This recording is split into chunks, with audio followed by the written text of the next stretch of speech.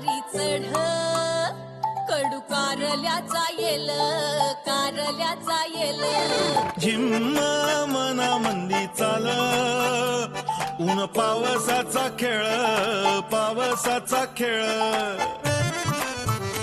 सुख दळीता कांडिता जात्यावरी येती वव्या दूध जाता उतू वठी फुटल्या ग शिव्या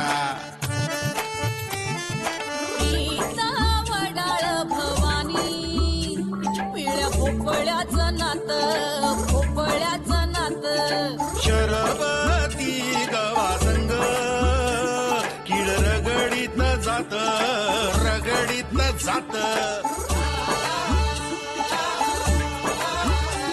झगड्यात माया लपे सवन्यारी खट्टी मिठी जीवा भावाचा गुंताळा कवा कट्टी कवा बट्टी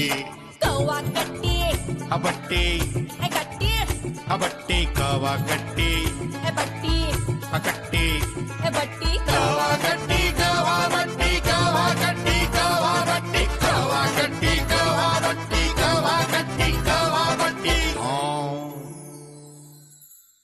तुमचं ते मास्तर आहे ना त्याला नीट सांगा तुमचं जे काही किती बी मोठा अभ्यास असला आमच्या घरी लेट आलेलं जमत नाही म्हणा हा रात्री 8च्या आत तुम्हाला घरी पाहिजे आणि पाहिजे म्हणजे पाहिजे. आणि by the way thank you very much. मी तुला भनभनी म्हणलो नाही. मी तुला एवढंच म्हणलो की सोने लवकर झोप उद्या माझं लेक्चर आहे. मग काल रात्री काय चालू होत तुझा नाईट कॉलेज?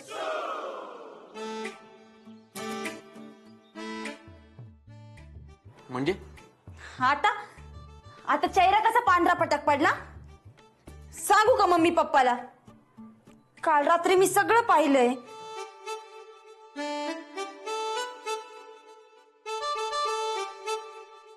काय पाहिलं का? पप्पा भावड्याला ना रात्रीच्याला पोर येतात भेटायला घरी. मी काल स्वतःच्या डोळ्यांनी पाहिले.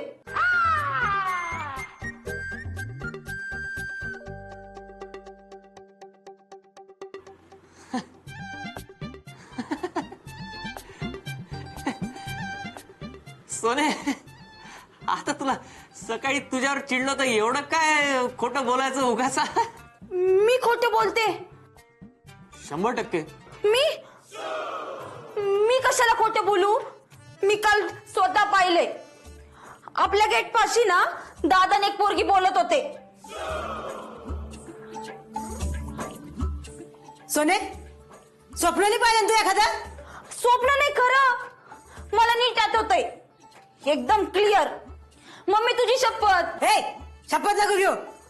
तुम्हाला असं वाटतंय की मी खोटं बोलते?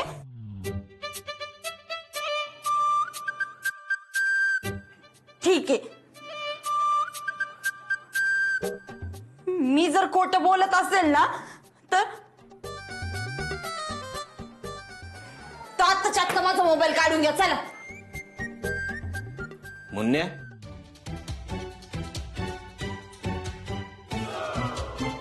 सोनी म्हणती ते खरंय का? मी खाली गेलतो पण कुत्रे आकलायला गेलतो. आजीला विचारा मी खरंच कुत्रे आकलायला गेलतो. आता माझ्या बाजूने कोणी गेलं असेल तर मला माहित नाही. आपली गल्लीच एवढी लहान आहे ना की कोणी आजूबाजून जरी गेलं तरी असं वाटते सोबतच आले. भावडे तुला माझी शपथ आहे खरं बोला. काल रात्री तो आपल्या घराखाली कोणत्याच मुलीशी बोलत नव्हता म्हणून. खरं बोला भावड्या.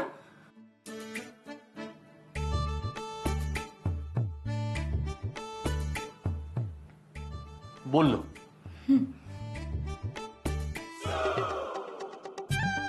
शपथ सुटली म्हण.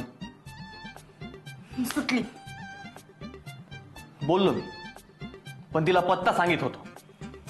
आता काय कोणाला पत्ता पण सांगू नये का? ती मदत पण करू नये? नाही नाही मुन्ने तुझं काही चूक नाही. सोनी किती वाढवते का तू? एवढ्याशा गोष्टीच किती वाढवलं तू? आपण काय आपल्या मुन्न्याला ओळखत नाही का? साध्या फोटोतल्या पोरींकडे नजरवरती करून पाहत नाही तो. काही बघत राहते का ग तू? थोबाड बंद करत आहे जरा. ए रे मलाही पटतंय बरं का. कारण रात्री 10 वाजता झोपणार हे पोरग एवढ्या रात्रीचं जागल कसं? घ्या, तुम्ही सगळ्यांनी याचीच बाजू घ्या. तुम्हाला जितका वाटतोय ना तितक्या दुतल्या तांदळाचं नाही तुमचं मुन्या. आई मुन्या म्हणली का? सोने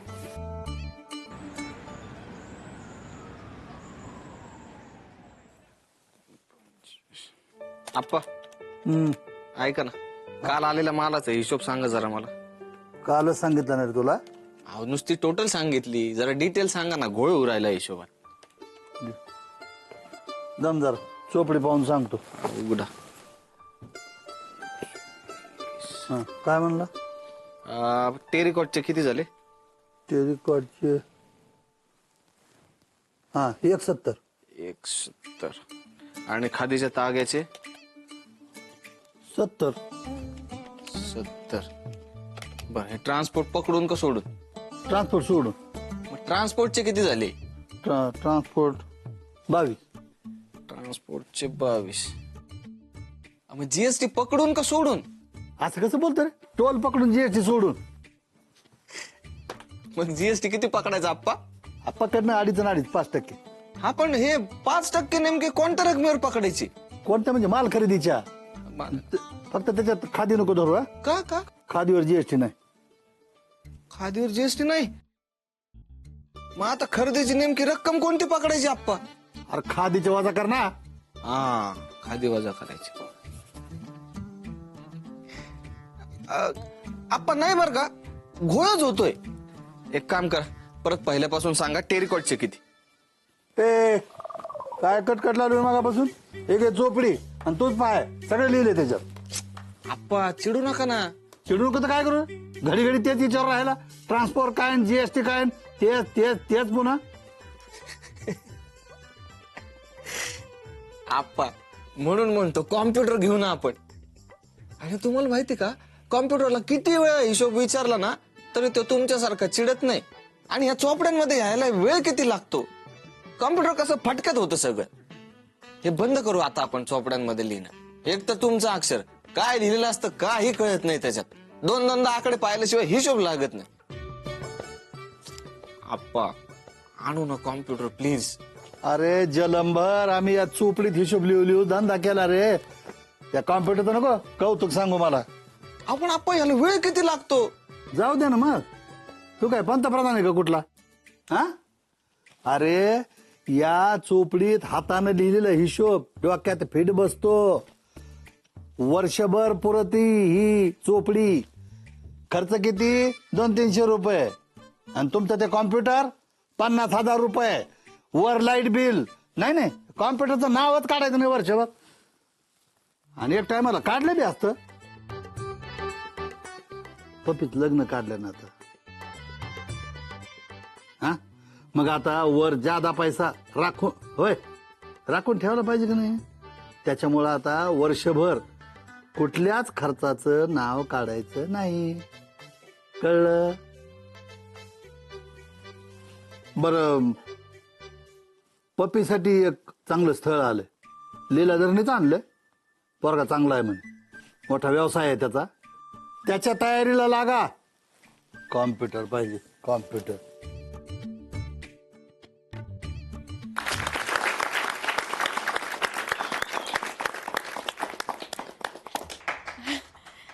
अध्यक्ष महोदय, पूज्य गुरुजन वर्ग आणि येथे जमलेल्या माझ्या बालमित्रांनो, आज मी तुम्हाला जे 2 शब्द सांगणार आहे ना ते तुम्ही शांत चित्ताने ऐकावं ही नम्र विनंती. आज आपल्या नगर जिल्हा सामाजिक विकास प्रतिष्ठान संचलित माळीवाडा गल्ली नंबर 3 येथील अंगणवाडी केंद्राचं उद्घाटन आहे. ही फार मोठी बाब आहे. केल्याने होत आहे रे आधी केल्याचे पाहिजे या विचाराचे कट्टर पालन करणारे आपल्या प्रतिष्ठानचे अध्यक्ष, माजी जिल्हास्तरीय कबड्डीपटू, माजी आमदार बबनराव अण्णा शिरोळ खरवंडीकर यांच्या दूरदृष्टीमुळेच ही अंगणवाडी सुरू होतीये बघा. आपल्या अंगणवाडीला आर्थिक मदत करणारे नगर शहरातले दानशूर व्यक्तिमत्व पद्मावती सहकारी साखर कारखान्याचे संचालक माननीय गंगाराम साहेब ससाणे आणि परिवार यांचे सुद्धा मी लाख लाख आभार मानते. मी ना कवितेचे 4 ओळी घेऊन आले बर का. ते म्हणते हा. आनंद शिक्षणाची घेऊन हाती पणती या कोवळ्या मनाच्या पेटवून ज्ञान ज्योती घेऊन दीप हाती अंधार दूर घालू या अज्ञ बालकांचे अज्ञान दूर सारू. ओ वहिनी, त्या आज्ञा बालकांचं राहू द्या. त्या तुमच्या सुज्ञ बालिकेला ताब्यात घ्या. शाळा सुटली तिची.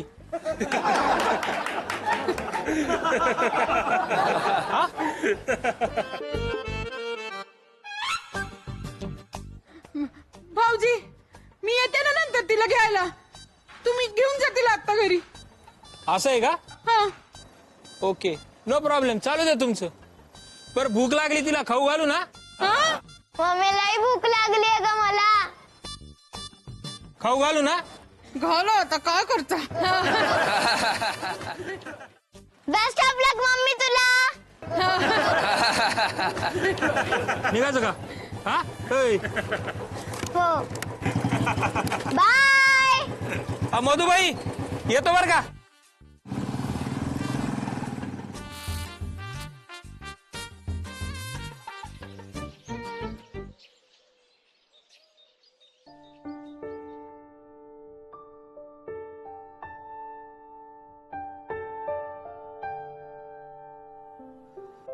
रात्री 8च्या आत तुम्हाला घरी पाहिजे. आणि पाहिजे म्हणजे पाहिजे. जमत असेल तर सांग म्हणा, नाही तर उद्यापासून तुझी ट्युशन बंद. आप्पा बस बस बस बस.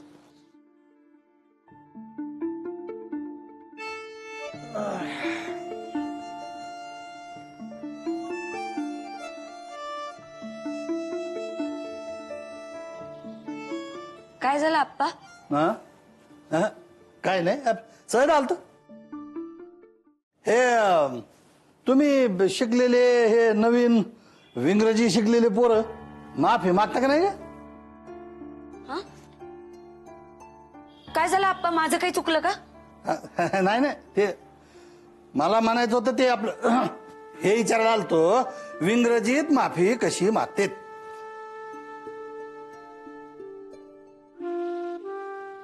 I am sorry, please forgive me.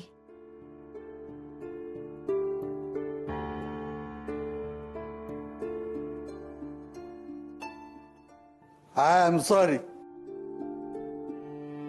Please forgive me. मी चुकलो, मला माफ कर ना.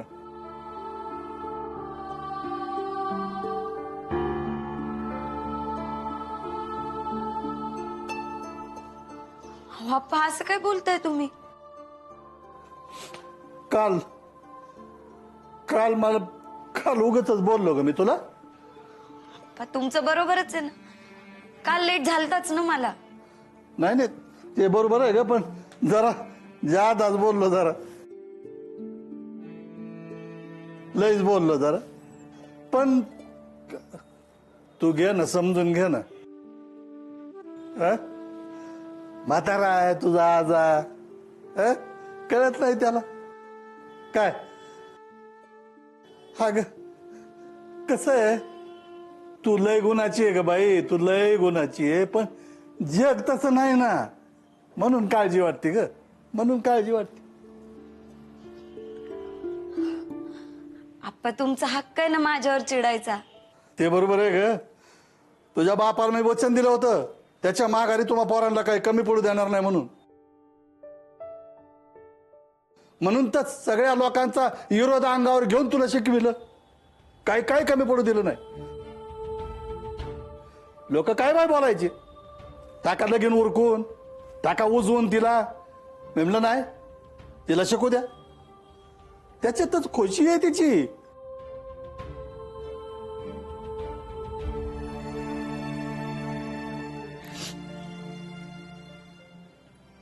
थँक्यू आप्पा.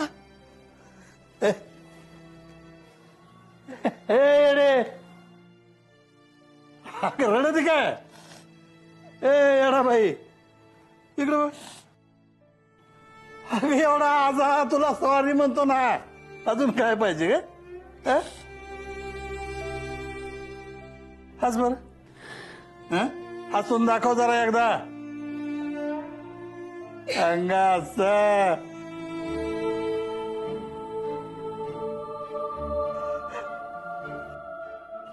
हसली की एकदम बापावाने दिसतीस ग. अशीच हसत राहा पोरी, अशीच हसत राहा. बर ते आज एक पोरग येणार आहे तुला बघायला, तेवढं जरा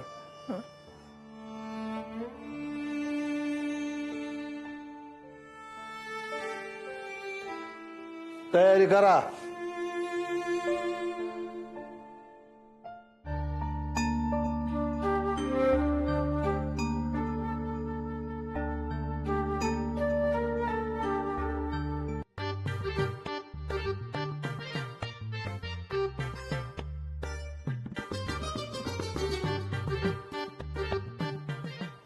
छान आहे, पोहे छान आहेत. तर बबन शेठ, हे आमची पोरगी पूर्वा. तुम्हाला सांगितल्याप्रमाणे पीएचडी करते सध्या. MA फर्स्ट क्लास आहे, हुशार आहे, गुणाची आहे पोरगी. आता आमच्या पोरीबद्दल मीच काय सांगू. तुम्हाला सगळी माहिती पाठवलेलीच आहे. ते टिपण पण पाठवलं होतं झेरॉक्स काढून. हा, ते तुम्ही पाठवलेलं सगळं भेटलं ना. हे काय खिच्यात ते तुम्ही फोटो पण पाठवला होता ना. हो काय, फोटोत जशी उठून दिसती ना, तशी डिट्टो समोर पण इतकी उठून दिसते तुमची नाच.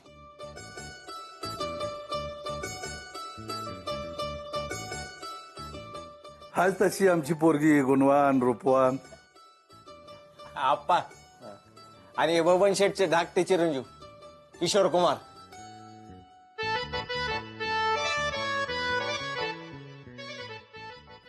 किशोर कुमार हा आता वडिलांच्या आणि मोठ्या भावाच्या खडी डबरच्या धंद्यात मदत करतात किशोर कुमार.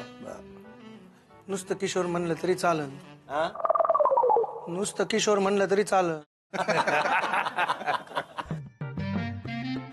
बरं का आप्पा, किशोर धंद्यात तरबेज आहेत. हा, स्वतःची खडी मशीन घ्यायचा विचार त्यांचा. म्हणजे शिकलेले आहेत, कर्तृत्ववान आहेत, मेहनती आहेत. बाकी बबन शेठ सांगतील त्यांच्याबद्दल. आम्ही काय वेगळं सांगणार. गुणाचं आहे पोरग, जीवाला जीव देणार आहे. आता शिकलेलीच बायको करणार असा हट्ट धरून बसलाय.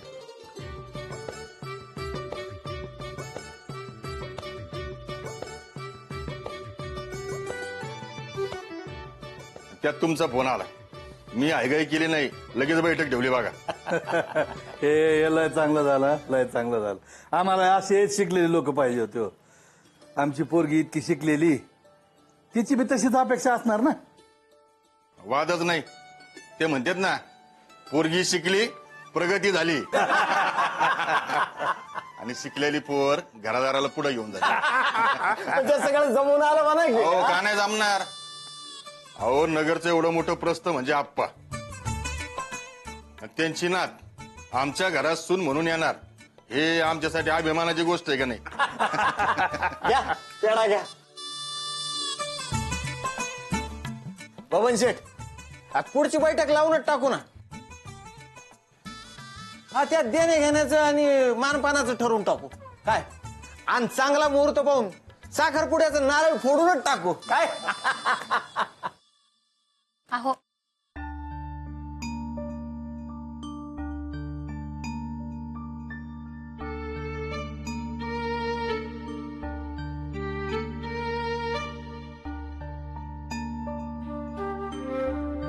वहिनी, तुम्हाला काही विचारायचंय का तिला? विचारा ना. नाही, आमच्या मंडळीला जरा डाऊट आहे. मग बोला ना, सगळं एकदम क्लिअर करा. नाही, तिचं म्हणणं असं आहे का, ते ठीक आहे, मी डायरेक्टच बोलते. तुमच्या पोरीचं लग्नानंतर PhDचं शिक्षण करायचं पक्क आहे का?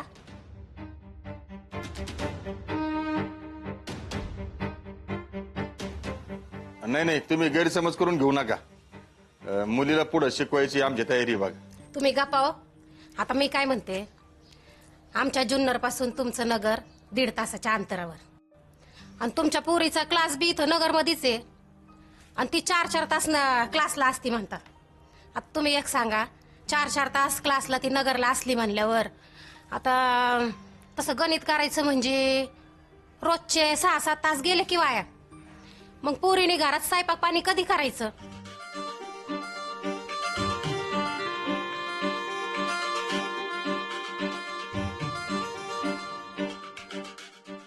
पण आमचा शिक्षणाला विरोध नाही बरं का. पण संसार टाळता येतो का वहिनी? आता संसार करायचा आणि दिवसभर घराच्या बाहेर राहायचं म्हणल्यावर कसं जमन बरं? म्हणून मी काय म्हणते, जरा शिक्षणाचं थोडं बाजूलाच राहून द्या.